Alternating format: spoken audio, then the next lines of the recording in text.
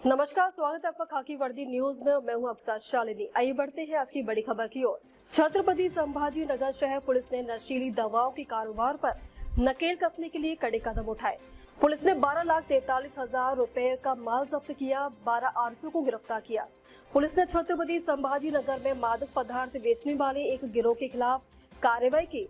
उत्तर प्रदेश के कानपुर से मंगवाकर छत्रपति संभाजी नगर के रास्ते नासिक और मालेगांव में मादक पदार्थों की तस्करी की जा रही थी।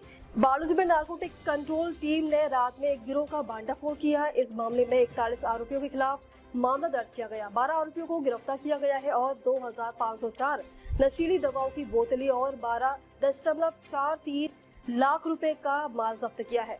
जब्त किए गए माल में मुख्य रूप से कोडेल फोस्टेट की बोतलें शामिल है। लाजू स्थित परिवहन कार्यालय में जाल बिछाकर ये कार्रवाई की गई। माल की जांच करने पर भारी मात्रा में नशीली दवाओं की बोतलें मिली है। इस कार्रवाई से मादक पदार्थों की तस्करी को बड़ा झटका लगा है।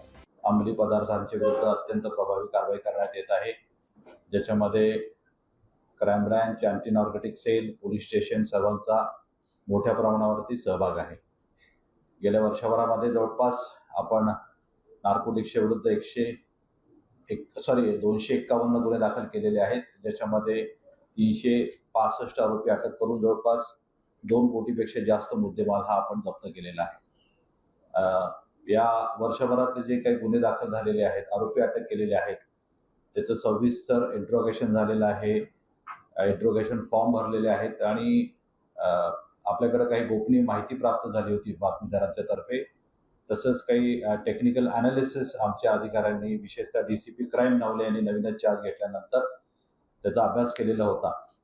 त्याच्या अनुषंगाने काही एक संघटित टोळी जी इतर राज्यातून आपल्या शहरामध्ये नार्कोटिक्स ट्रान्सपोर्टच्या वतीने खोटे बिल, पावत्या आणि मेडिकल स्टोअरच्या नावाखाली मागवतात अशी माहिती होती।